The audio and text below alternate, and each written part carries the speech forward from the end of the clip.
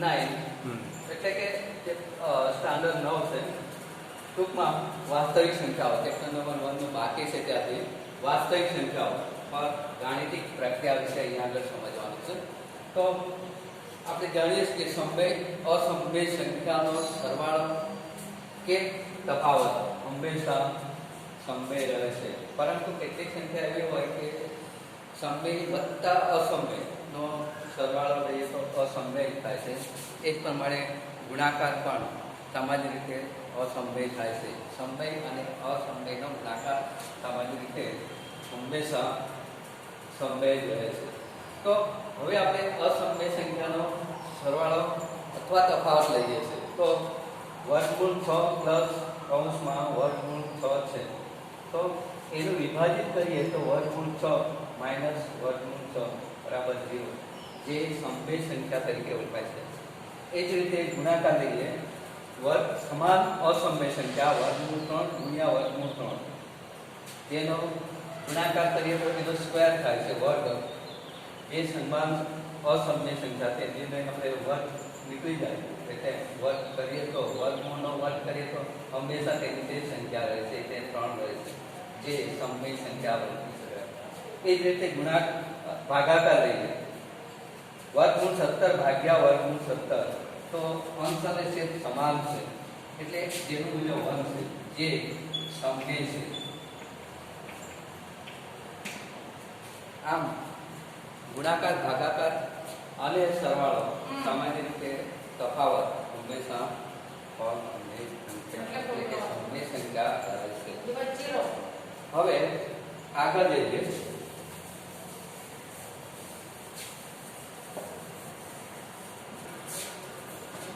વર્ગમૂળ 5 અને 2 વર્ગમૂળ 5 સાથે ગુણાકાર કરો.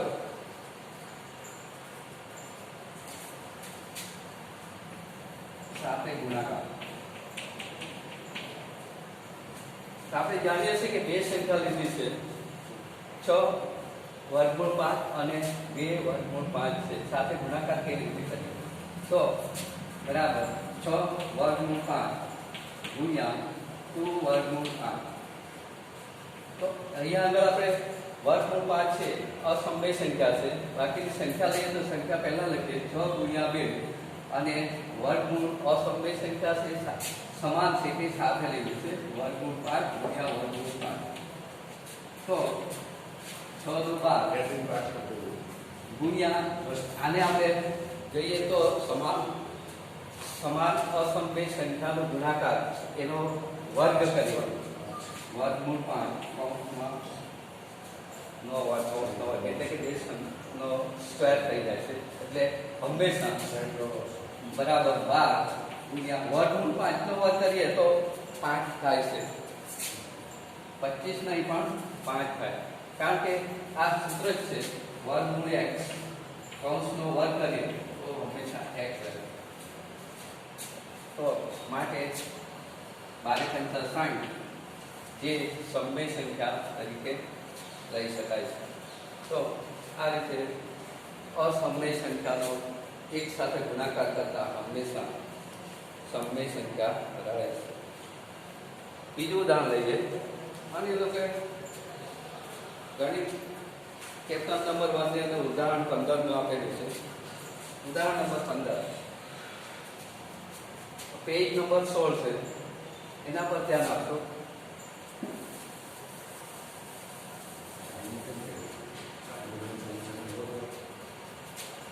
8 વર્ગમૂળ 15 ભાગ્યા 2√3. અહીંયા આગળ આ ઉદાહરણ છે, તો એને આપણે ભાગાકાર કરીએ છીએ, ભાગાકારનું ચિહ્ન છે, તો માટે 8 વર્ગમૂળ 15 છેદમાં 2√3. તો એનું વિભાજિત કરીએ તો વિભાજિત કરતા 8 વર્ગમૂળ ગુણ્યા વર્ગમૂળની અંદર 15 એટલે એના હોય પડે 5 ગુણ્યા 3, 8 ગુણ્યા 3 વર્ગમૂળમાં લખીએ, છેદમાં 2 વર્ગમૂળ 3 એનું વિભાજિત કરતા 8 ગુણ્યા હવે આ નિયમ આપેલ છે વર્ગમૂળ ab હોય એ અને b વાસ્તવિક સંખ્યા હોય ધારો કે વર્ગમૂળ ab હોય તો એને આપણે છૂટું કાઢીએ તો વર્ગમૂળ a ઇન્ટુ વર્ગમૂળ b આમ લખાય તો અહીંયા આગળ આપણે આ રીતનું છે એટલે વર્ગમૂળ 5 ગુણ્યા વર્ગમૂળ 3 છેદમાં 2√3 હવે અંશ સદસ્ય સમાન હોય તો એને આપણે દૂર કરીએ છીએ અંશ સદસ્ય દૂર થઈ જાય બાકી રહેતી સંખ્યા હવે અહીંયા આગળ ભાગ ચાલે છે 2 ચોક 8 એટલે જવાબ રહેશે બરાબર 4 વર્ગમૂળ 5 4 ઇન્ટુ વર્ગમૂળ 5 તો 4 ઇન્ટુ વર્ગમૂળ 5 અહીંયા વર્ગમૂળ 5 એ અસમય છે એટલે સમય અસમયનો ગુણાકાર હંમેશા અસમય થાય જે અસમય છે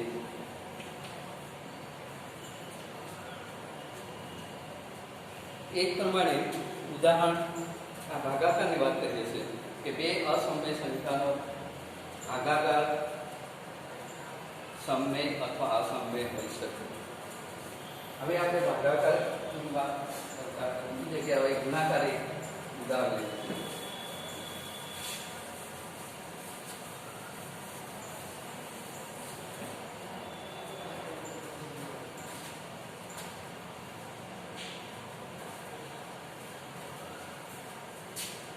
8 વર્ગમૂળ 5 ગુણ્યા 2 વર્ગમૂળ 5 અને ગુણાકાર કરીએ તો 8 ગુણ્યા 2 પહેલા સંખ્યા બહાર કાઢી લો બાકીની સંખ્યા વર્ગમૂળ 5 ગુણ્યા વર્ગમૂળ 5 તો આ સમાન અસમય સંખ્યા છે એને આપણે ટૂંકમાં લખીએ તો અહીંયા 8 ગુણાકાર 8 16 ગુણ્યા અને આ જે સંખ્યા છે √5 ગુણ્યા √5 છે સમાન અસમય સંખ્યા છે જેને આપણે વર્ગ કરીએ તો વર્ગમૂળ 5 અંશનો સ્ક્વેર થાય તો 16 ગુણ્યા અહીંયા 5 એટલે 16 થાય તો આ રીતે સમય સંખ્યા મળે છે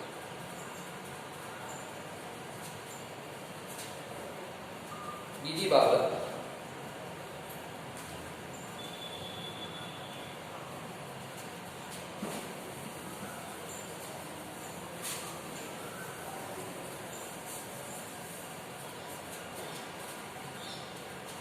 હવે કેટલીક સંખ્યા એવી હશે કે વાસ્તવિક સંખ્યા ધારો કે a અને b વચ્ચે દર્શાવે છે તો કેટલાક નિયમો છે ધારો કે a અને b વાસ્તવિક સંખ્યાઓ છે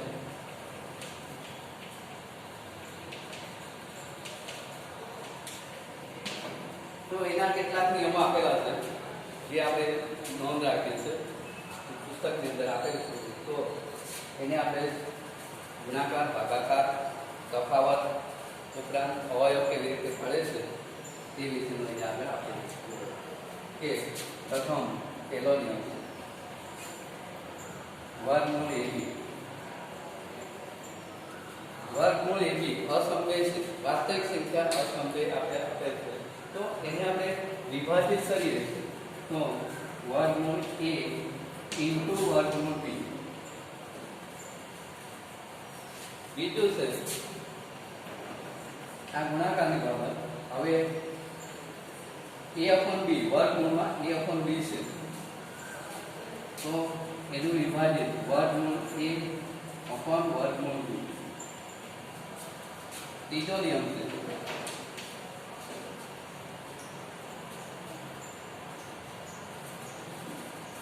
કૌંસની અંદર વર્ગમૂળ a પ્લસ વર્ગમૂળ b સરવાળો ઇન્ટુ વર્ગમૂળ a માઇનસ વર્ગમૂળ b એકમાં પ્લસ એકમાં માઇનસ એટલે આ નિયમ આ સૂત્ર લાગુ પડે છે a plus b a minus b અવયવ સૂત્ર બે પૂર્ણવર્ગ તફાવતનું સ્વરૂપ બે પૂર્ણવર્ગ તફાવતનું સ્વરૂપ a² + b² ના અવયવ છે એને આપણે આ રીતે સૂત્ર બતાવીએ આવે છે a સ્ક્વેર માઇનસ b સ્ક્વેરના અવયવ છે. તો અહીંયા આગળ પ્રથમ કૌંસની અંદર વર્ગમૂળ a, બીજા કૌંસની અંદર વર્ગમૂળ a છે. એટલે એને ટૂંકમાં સૂત્ર મુજબ લખીએ તો વર્ગમૂળ a કૌંસનો સ્ક્વેર માઇનસ વર્ગમૂળ b કૌંસનો સ્ક્વેર થાય. તો એનું સૂત્ર બને છે વર્ગમૂળ a સ્ક્વેર એટલે એ જ આવશે. ફક્ત અહીંયા આગળ વર્ગમૂળ b નો સ્ક્વેર એટલે b એટલે બરાબર બનશે a માઇનસ b. આમ ટૂંકમાં લખી શકાય. એ જ પ્રમાણે વાસ્તવિક સંખ્યાઓ કેટલીક વાસ્તવિક સંખ્યાઓ સૂત્ર આધારિત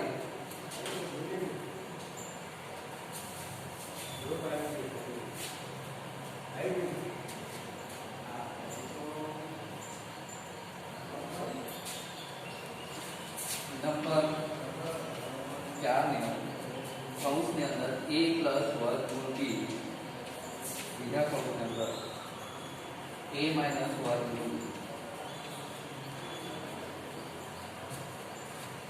સૂત્ર આ જ મુજબ છે. એ વર્ગ ઓછા b વર્ગનું સૂત્ર એના આ પડે છે. તો અહીંયા આગળ અહીંયા પણ એક જ છે. પ્રથમ કૌંસની અંદર a વર્ગમૂળ નથી, સમય અસમય છે.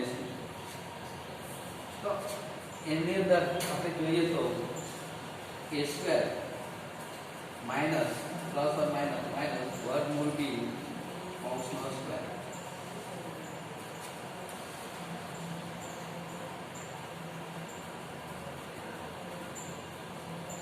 તો a સ્ક્વેર માઇનસ b સૂત્ર બનશે a વર્ગ ઓછા b.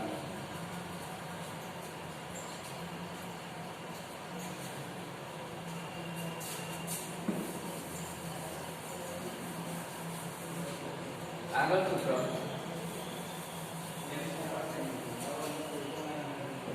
પાંચમું વર્ગમૂળની અંદર a પ્લસ વર્ગમૂળ b, બીજા કૌંસની અંદર લઈએ તો વર્ગમૂળ c પ્લસ વર્ગમૂળ d બરાબર શું થાય. અહીંયા આગળ વિભાજિત કરીએ વર્ગમૂળ a એની સાથે વર્ગમૂળ a ઇન્ટુ વર્ગમૂળ c પ્લસ એ પ્રમાણે વર્ગમૂળ a ઇન્ટુ વર્ગમૂળ b પ્લસ વર્ગમૂળ b વર્ગમૂળ c પ્લસ વર્ગમૂળ b ઇન્ટુ વર્ગમૂળ b. બેનો ગુણાકાર અહીંયા આગળ એ વર્ગમૂળ a ઇન્ટુ વર્ગમૂળ c એટલે ટૂંકમાં એને વર્ગમૂળ ac વત્તા વર્ગમૂળ ab પ્લસ વર્ગમૂળ bc પ્લસ વર્ગમૂળ bb થાય. જે ગુણાકાર માટે બે ત્રણ વાસ્તવિક સંખ્યા, ચાર વાસ્તવિક સંખ્યા છે a b અને c અને d લઈએ તો આ પ્રમાણે થઈ શકે છે. તો આમ વાસ્તવિક સંખ્યાનો ભાગાકારનો એટલે કેટલાક નિયમો આપણે જાણતા હોવા જોઈએ.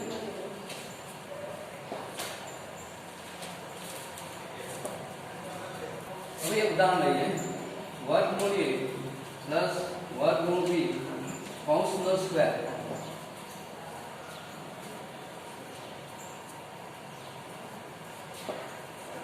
દ્વિપદી સ્ક્વેર. અહીંયા આગળ આપણે અવયવ સૂત્ર a વત્તા b કૌંસનો વર્ગ એનું આપણે વિસ્તરણ સૂત્ર અથવા અવયવ સૂત્ર a square plus 2ab plus b square છે.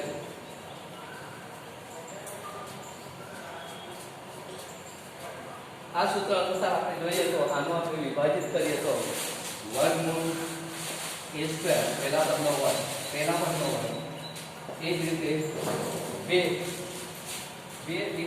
કૌંસમાં a અને b નો ગુણાકાર છે એટલે પહેલું પદ ઇન્ટુ વર્ગમૂળ બીજું પદ વત્તા બીજા પદનો વર્ગ. તો જોઈએ વર્ગમૂળ એનો સ્ક્વેર એટલે ટૂંકમાં a પ્લસ 2 સાથે a ઇન્ટુ b એટલે ab પ્લસ વર્ગમૂળ b નો વર્ગ એટલે b થાય તો આ એનું વિસ્તરણ થાય. આના મુજબ આપણે એક ઉદાહરણ લઈએ. દાખલા તરીકે વર્ગમૂળ 3 2 વત્તા વર્ગમૂળ 3 અંશનો સ્ક્વેર. તો એ સૂત્ર મુજબ તમે જોઈએ તો પહેલું પદ એટલે વર્ગમૂળ 2 અંશનો વર્ગ વત્તા 2 સાથે ગુણાકાર 2 વર્ગમૂળ 2 ઇન્ટુ વર્ગમૂળ 3 પ્લસ બીજા પદનો વર્ગ એટલે વર્ગમૂળ 3 સ્ક્વેર. તો હવે વર્ગમૂળ 2 નો વર્ગ એટલે 2 પ્લસ આનો 2 સાથે ગુણાકાર વર્ગમૂળમાં હોય એટલે ગુણાકાર ન હોય એટલે 2 વર્ગમૂળ 2 અને વર્ગમૂળ 3 નો ગુણાકાર વર્ગમૂળ 6 થાય વત્તા વર્ગમૂળ 3 નો સ્ક્વેર એટલે ફક્ત વર્ગમૂળ નીકળી જાય 3 ના 3 એટલે શરૂઆતની 2 અને 3 નો સરવાળો 5 થશે. તો અહીંયા આગળ જુઓ કે સમમેય અસમમેયનો સરવાળો હંમેશા અસમમેય સંખ્યા હોય છે. તો આ રીતે જવાબ મેળવી શકાય.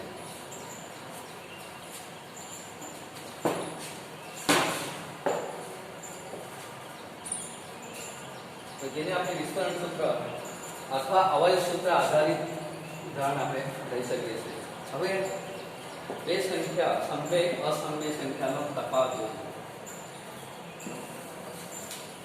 અસમમેય એટલે કે 5 ધારો કે એક સંખ્યા 5 વત્તા વર્ગમૂળની અંદર વર્ગમૂળ 5 બીજા પદની અંદર 5 ઓછા વર્ગમૂળ 5.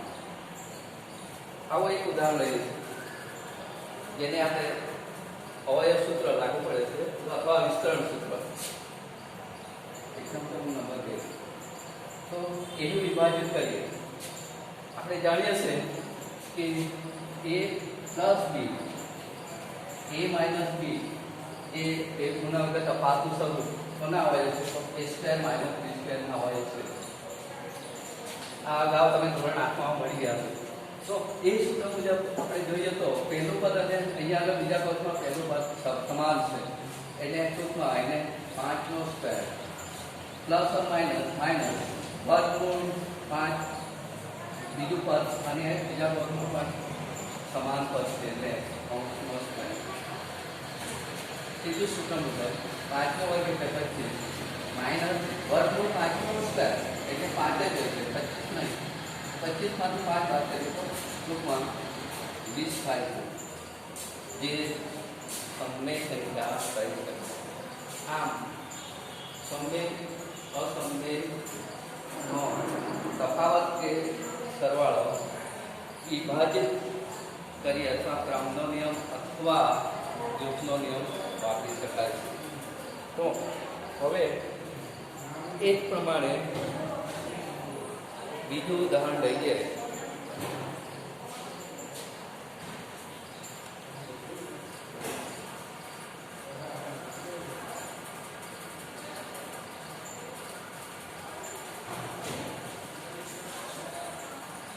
છેદનું સમમેયકરણ. સમમેયકરણ એટલે શું?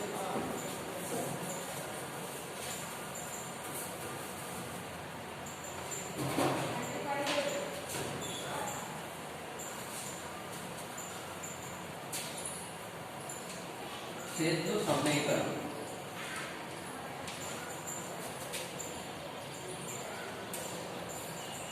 સમમેયકરણ એટલે કોઈ પણ સંખ્યા હોય એને સમમેયકારક અવયવ વડે ગુણવાનું.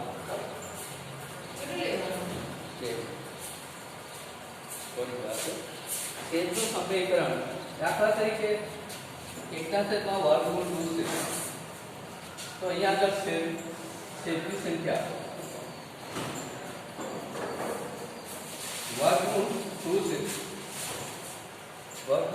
જે અસમમેય છે. તો એનો સમમેયકારક અવયવ વડે ગુણવાનું. સમમેયકારક અવયવ વર્ગમૂળ 2 છે, સમયકારક અવયવ વર્ગમૂળ 2 છે. તો એનું આપણે અહીંયા આગળ છેદનું સમીકરણ કરવાનું એટલે 1/√2 તો ગુણ્યા સમયકારક અવયવ એનો વર્ગમૂળ 2 છે તો એના વડે ગુણવાનું ઇન્ટુ વર્ગમૂળ 2 અપન વર્ગમૂળ 2 સમાન અંશ અને છેદ સમાન વર્ગમૂળ 2 વડે ગુણવાનું. તો અંશનો ગુણાકાર 1 ગુણ્યા √2 એટલે √2 થશે, છેદમાં √2 ગુણ્યા √2 છે એને આપણે સ્ક્વેર તરીકે લખી શકીએ, √2 કૌંસનો સ્ક્વેર. અને આપણને ખ્યાલ છે કે અંશની અંદર વર્ગમૂળ 2 છે, છેદમાં વર્ગમૂળ 2 નો સ્ક્વેર એટલે 2 આવશે. અંશની અંદર જે સંખ્યા રહેશે એ અસમય છે અને p/q સ્વરૂપમાં હશે. p/q સ્વરૂપમાં p એટલે કોઈ વાસ્તવિક સંખ્યા છે, હવે છેદમાં 2 છે, અંશની અસમય સંખ્યા છે અને આ રીતે જવાબ મળી શકે છે. એ જ રીતે બીજું એક ઉદાહરણ લઈએ. 1/2√3 સમય માઇનસ બાદબાકી વર્ગમૂળ છેદનું. તો છેદમાં 2 - વર્ગમૂળ 3 છે, જે સમયકારક અવયવ એનો માઇનસ હોય તો પ્લસમાં આવે અને પ્લસ હોય તો માઇનસમાં, એટલે છેદમાં 2 - વર્ગમૂળ 3 જેનો સમયકારક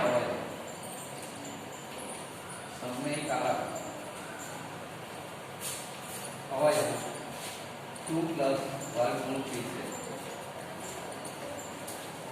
તો છેદનું સમીકરણ કરો એટલે છેદમાં જે સંખ્યા છે એનો સમયકારક અવયવ વડે ગુણવાનું, એટલે ટૂંકમાં 1/2 વર્ગમૂળ 3 છે તો એનો સમયકારક અવયવ 2 + વર્ગમૂળ 3. અંશ અને છેદ સમાન સંખ્યા વડે ગુણવાનું, 2 - વર્ગમૂળ. એને કૌંસ કરો તો અંશનો ગુણાકાર લઈએ તો 2 + વર્ગમૂળ 3 છેદમાં. હવે 2 પૂર્ણાંક તફાવતનો કરો એટલે કે a વર્ગ ઓછા b વર્ગના અવયવ જે પડે છે તે સૂત્ર મુજબ આપણે જોઈએ તો આ સૂત્ર a + b a - b જેના અવયવ a² - b². આ સૂત્ર આધારિત લઈએ તો છેદમાં a ને સ્ક્વેર થાય અને પ્લસ માઇનસ ને માઇનસ એ b². તો સૂત્ર મુજબ લઈએ તો 2 નો સ્ક્વેર ઓછા વર્ગમૂળ 3 કૌંસનો સ્ક્વેર. તો અંશની અંદર 2 + વર્ગમૂળ 3 ના 3 પ્રયોગ છે, છેદમાં 2 નો વર્ગ એટલે 4 માઇનસ વર્ગમૂળ 3 નો વર્ગ એટલે 3 એટલે 2 + વર્ગમૂળ 3 છેદમાં આવશે 4 માંથી 3 બાદ કરીએ તો 1 રહેશે, જે આપણે લખતા નથી. ફક્ત જવાબ આવશે 2 + વર્ગમૂળ 3. 2 + વર્ગમૂળ 3 જે સમય વત્તા અસમય સંખ્યા જ રહે છે. તો આ રીતે છેદનું સમીકરણ લઈ શકાય છે. બરાબર. હવે આ રીતે પુનરાવર્તિત કરીએ તો છેદનું સમીકરણ કેટલાક ઉદાહરણો ચોપડી અથવા તો પુસ્તકની અંદર આપેલ છે તે પ્રમાણે આપણે અહીંયા આગળ છેદનું સમીકરણ કઈ રીતે થાય છે તે કેટલાક ઉદાહરણ 2-3 ઉદાહરણ જોયા એના પરથી તમને ખ્યાલ આવશે. તો અહીંયા આગળ આપણે પૂર્ણ કરીએ છીએ.